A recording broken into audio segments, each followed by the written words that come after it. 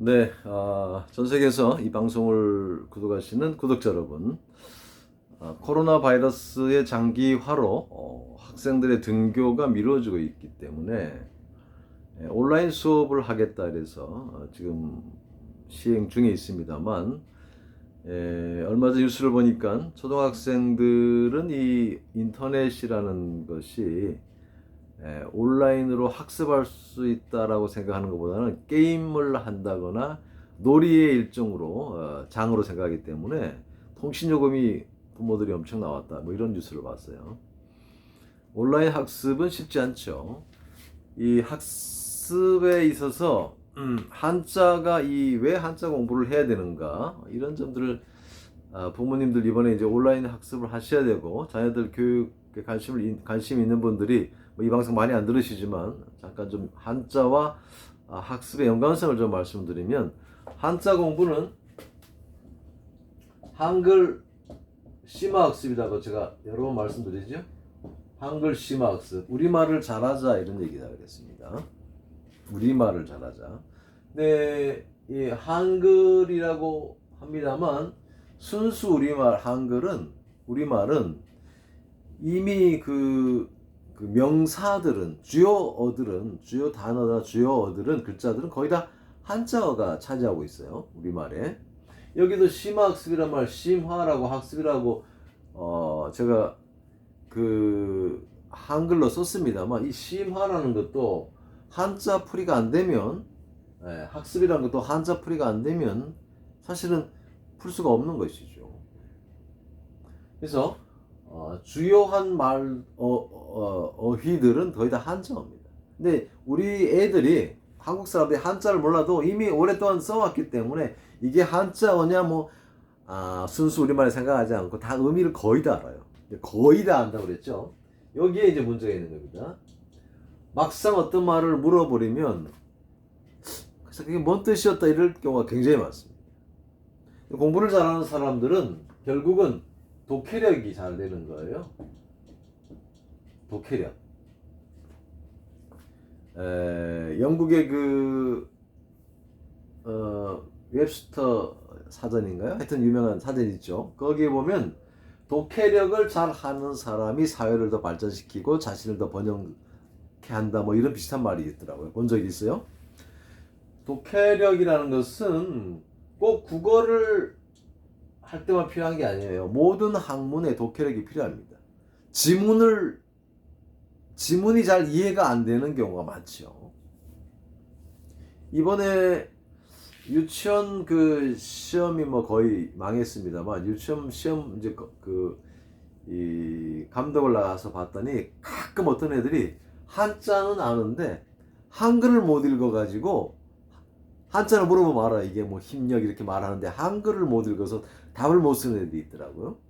어릴 때부터 한자 공부를 해왔기 때문에 한자나 이 한글이나 얘들에게 어려움의 뭐 정도 이런 게 없어요. 다 똑같아요.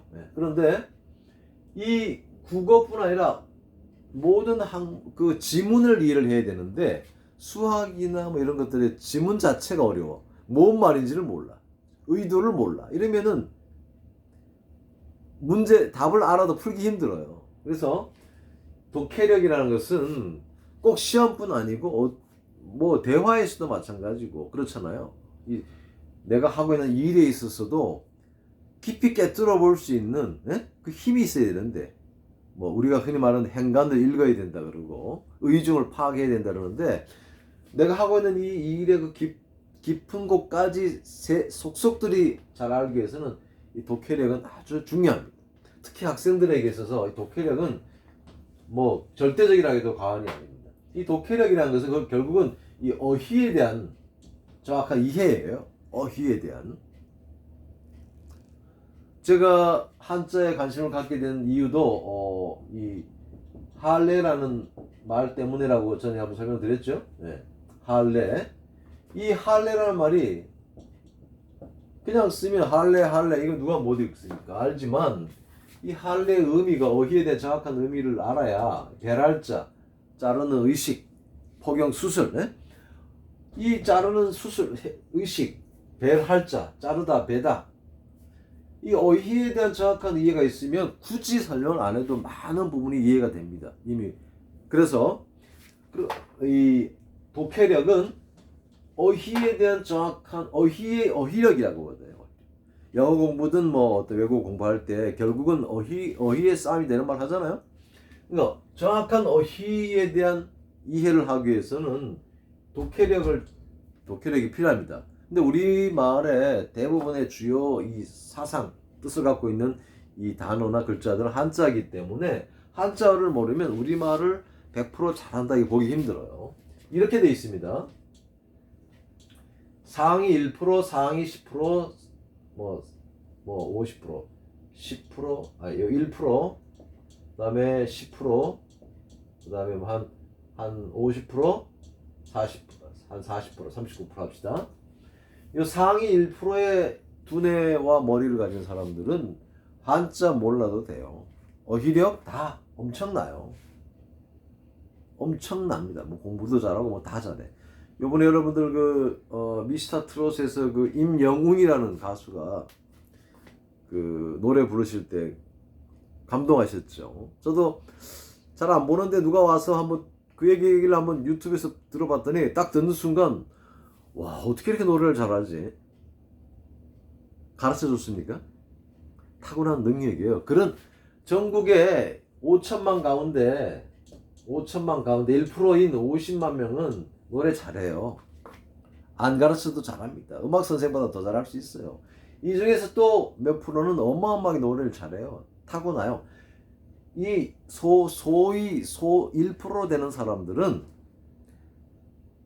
돈 잘 버는 1% 되는 사람은 돈 버는 거 안 배워도 돼요. 다 이미 다 알고 있어요. 공부 잘하는 애들 이미 다 알아요. 잘해요.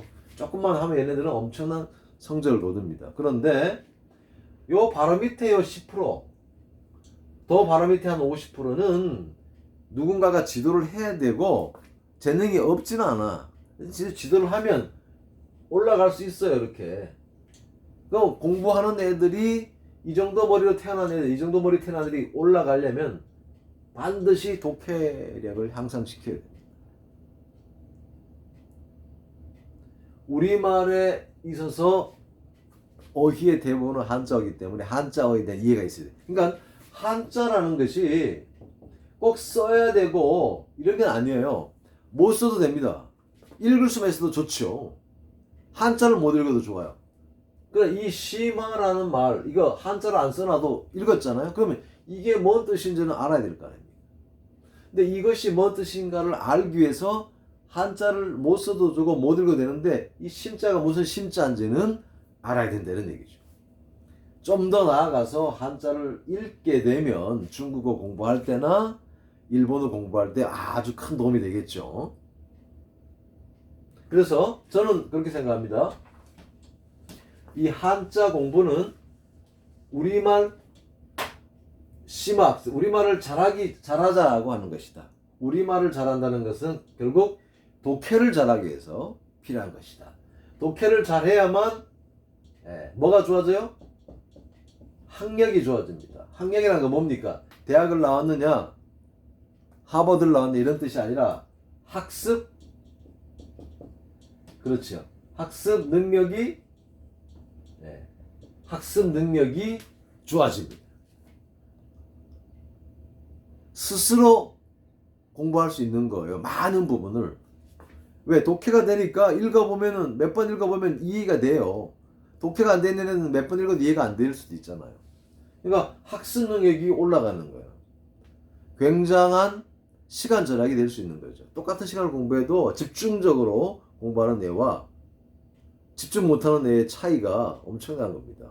그래서 한자 공부는 한글 심화학습이고 한글 심화학습이라는 것은 독해력을 키워주는 것이고 독해력이라는 것은 결국 학습 능력을 키워주는 것이다. 우리 학생들에게 접목하면 그렇습니다. 그러니까 온라인 학습이 힘든 거예요. 사실은 선생과 학생이 거리가 가까우면 가까울수록 효과는 큽니다. 왜 과외를 시킵니까? 개인 교습을 왜 합니까? 가장 효과가 좋아서 그런 거예요. 근데 비싸잖아요. 비싸니까 못하니까 그 다음 단계로 학원을 보내는 거잖아요. 학원도 못 보내면 어떻게 해요? 학습지 하는 거고. 학습지도 못 시킬 형편이면 이 전과라든가 참고서 사주는 거잖아요. 근데 참고서를 사주면 이 독해력이 안 되는 애들은 무용지물일 가능성이 높아요. 그러니까 독해력이 되면 학원을 굳이 안 보내도 될 수 있고, 뭐 개인 교습을 붙이면 좋긴 한데 학원을 굳이 안 보내도 스스로 많이 가능합니다. 학원이란 데가 성적이 들쭉날쭉한 애들끼리 모여있기 때문에 선생님은 그 어떤 개개인의 그 맞게 학습하기는 강의하기 좀 힘들 수도 있잖아요.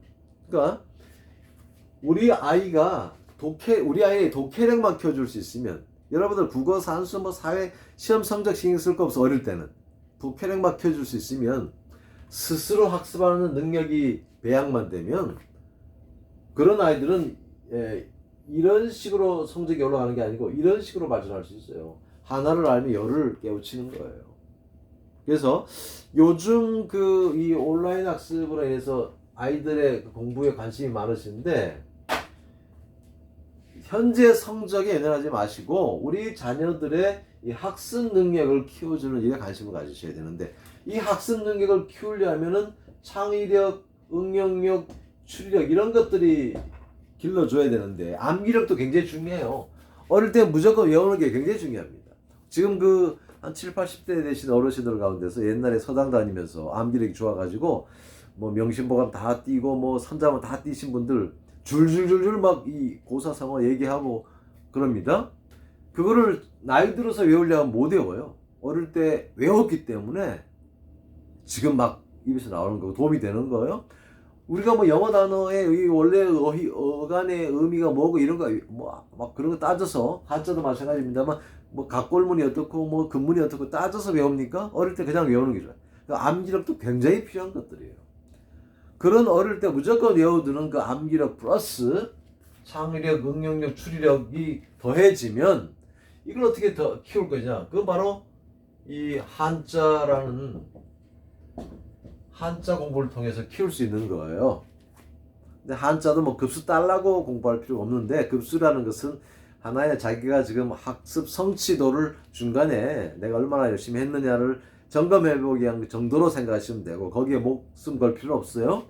근데 한자 공부를 하면서 내가 꼭 한자를 쓸 수 있어야 되겠다라기보다도 한자를 공부하는 과정에서 무조건 외우는 방식 말고, 지금 저희들이 강의하는 분해 조립식 한자 학습법 같은 그 방법을 통해서 공부를 하시다 보면 공부하는 과정에서 창의력, 응용력, 추리력이 좋아져요.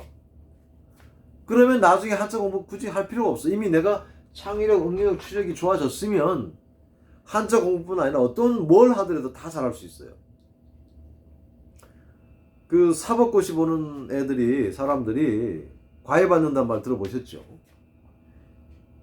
자, 그러면 그런 애들이 이제 법관이 되고 뭐 검사가 되어서 어떤 중요한 어떤 사건을 판결을 내려야 되거나 또 뭐 조사를 해야 될 때, 그때도 과외 받을 겁니까?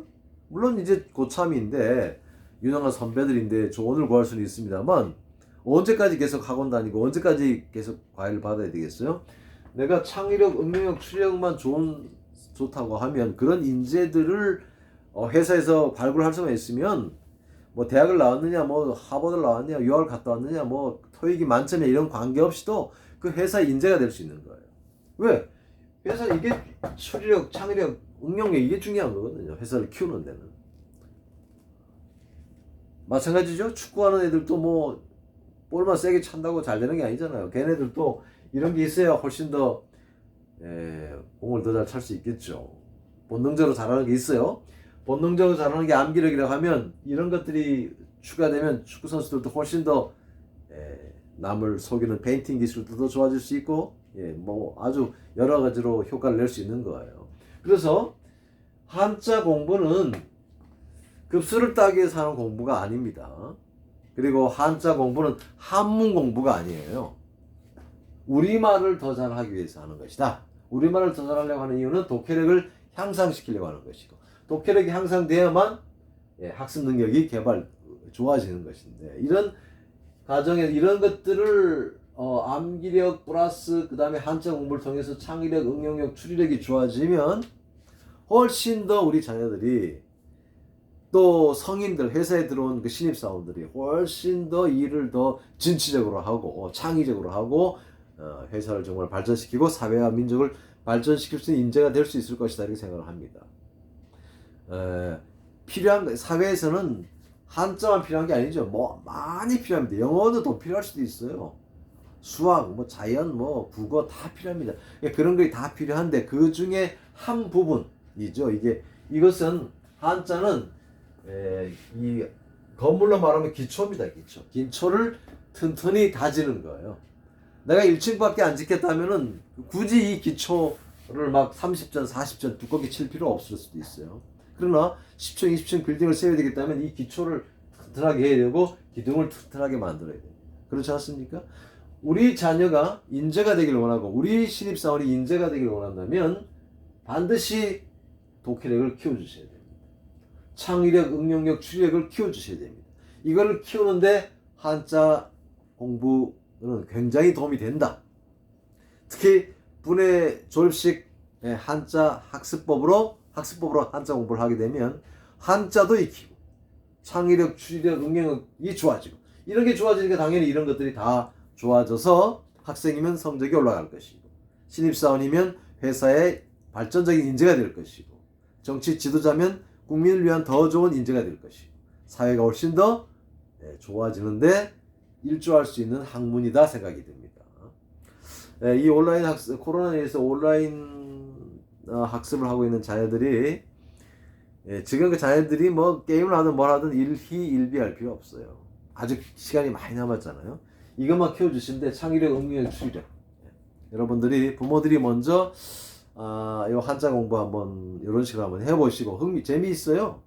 한번 해보시고 그 다음에 자녀들도 꼭 뭐 3천자 4천자 다 안 해도 돼. 몇 글자만 이렇게 분해 졸업식 방식으로 한자를 공부하게 해주면 애들이 반짝반짝해져요. 예를 들어 볼게요.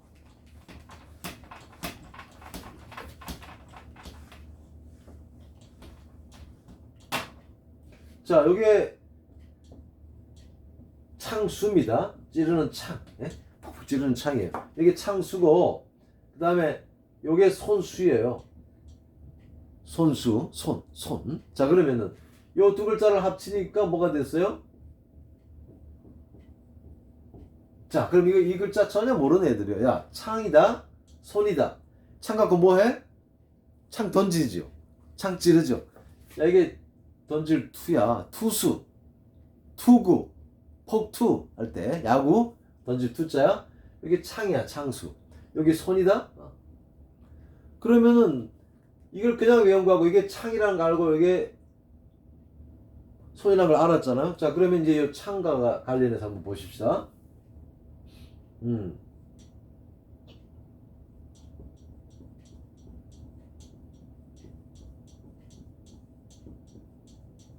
자, 요거는 화살이야. 화살씨야.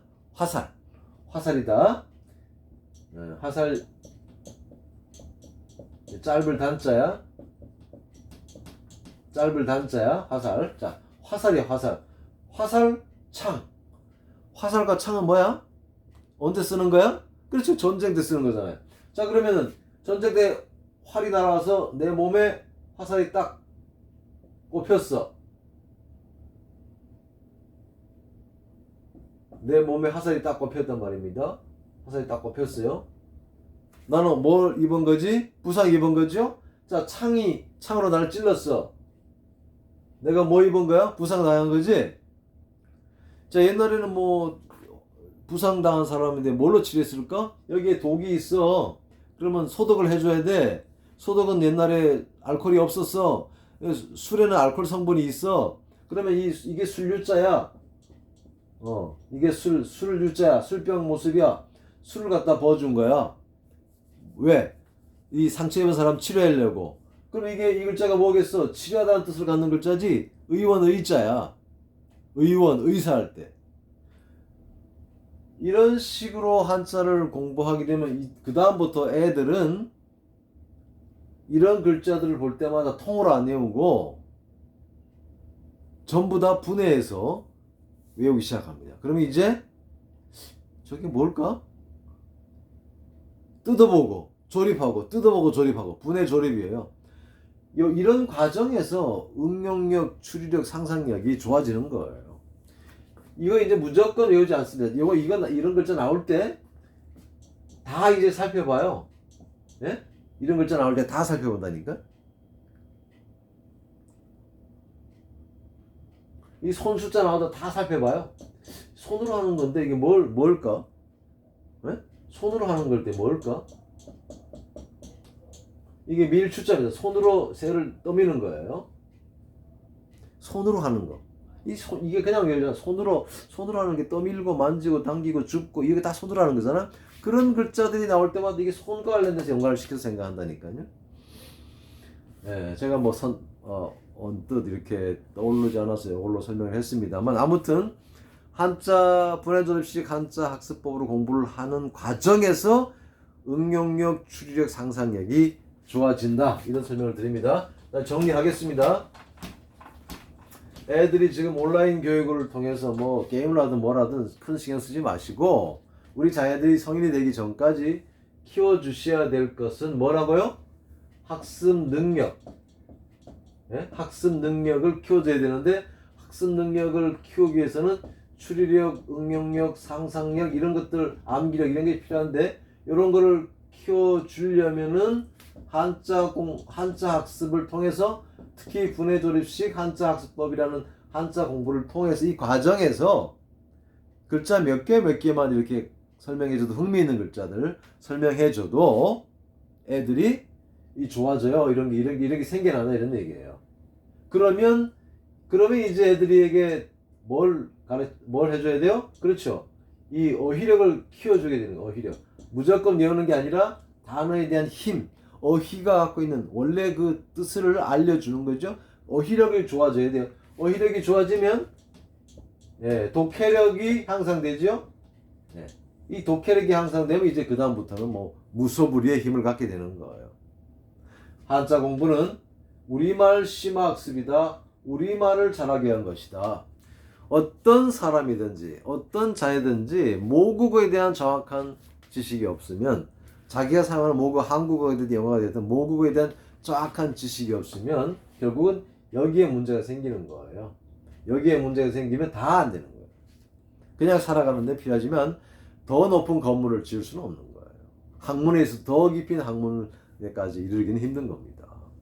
방학 동안에 온라인 교육을 하시면서 부모님들이 시간 날 때마다 제 그 강의 좀 들어보시고, 거기에서 다 뭐 익히라는 게 아니고 아주 흥미있는 부분들을 한 토막이라도 자녀들에게 얘기해 주시면, 자녀들은 그런 과정에서 내가 생각하지도 못한 추리력, 응용, 상상력을 자극시켜주고 발전시켜준다니까요. 그게 계기가 돼가지고 애들이 어휘력이 좋아지고 독해력이 좋아지면 학습 능력이 올라가게 되는 것이다, 이런 얘기입니다. 부모님들도, 또 여기 강의 듣는 40대, 30대, 50대 부모님들도 내가 하는 일에 있어서, 회사의 또 인재들을 키우는 면에 있어서 내가 더 창의력인 인재가 될 수 있어서 내가 하고 있는 일의 성취를 더 낼 수도 있을 거예요. 또 이 강의를 듣는 또 연로하신 분들은 손자녀들에게 한자를 무조건 외우게 가르치는 게 아니라 이런 방식으로 한자를 가르치면 훨씬 더 우리 손자녀가 창의력이 있는 인재로 그럴 수 있을 것입니다. 여러분들, 한자 공부의 유용성과 필요성에 대해서 잠깐 다시 한번 말씀드려 봤습니다. 수고했습니다.